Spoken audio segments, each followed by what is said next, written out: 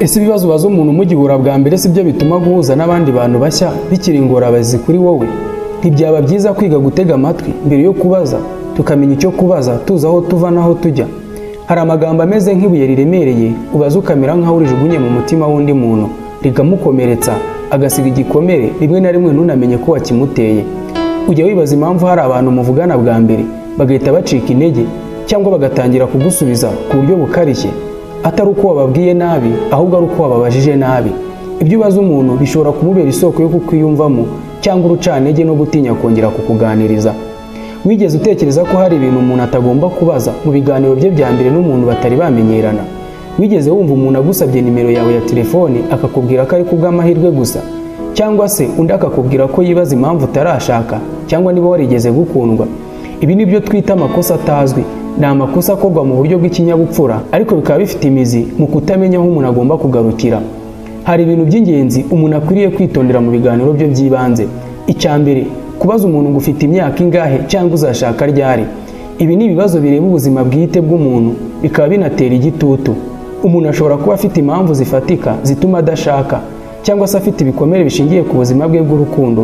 Kubimubaza rero mu buryo butunguranye bishobora kumwibutsa ibyo adashaka gusubiramo cyangwa kumutera ipfunwe. Ikibazo cya kabiri, utuye he cyangwa wampa nimero yawe ya telefoni?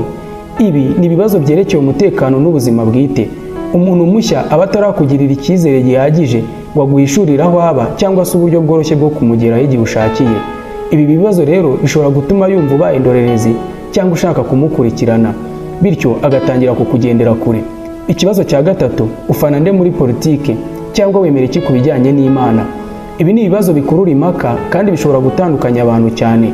Mu gihe mutarizerana bihagije cyangwa mutaramenyerana ku buryo bwo kubahana, ibyo biganiro bishobora kubyara ubwumvikane buke, kugucira urubanza cyangwa se kwangiza icyizere cyari kugenda cyubakwa buhoro buhoro.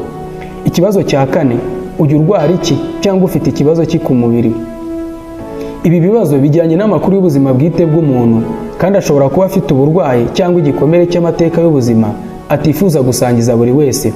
Hari n'igihe umuntu aba asa n'ufite ikibazo ku mubiri we ariko adakunda ko abantu babigarukaho. Ibi bibazo rero ni ugukomeretsa umuntu mu kinyabupfura. Ikibazo cya gatanu, urasa neza ku myaka yawe cyangwa wasaga nabi imbere? Ibi bisa no gushimagiza ariko bifite ubwiru bw'ininura. Hari amagambo avuga neza umuntu ariko agamije kumunenga mu ibanga. Ibi bivugwa nk'ubwenge ariko bikaba birimo agasuzuguro. Nta mpamvu yo kuvuga ibintu umuntu adasabye, cyane cyane ku bijyanye n'uko asa, igihe mutari inshuti cyangwa se ngo usabe uburenganzira bwo kubivuga. None se niba ibintu umuntu abazwa bishobora kumubabaza, ntidukwiriye kubanza kumenya igihe cya nyacyo cyo kubaza buri kibazo? Kuki tutamenya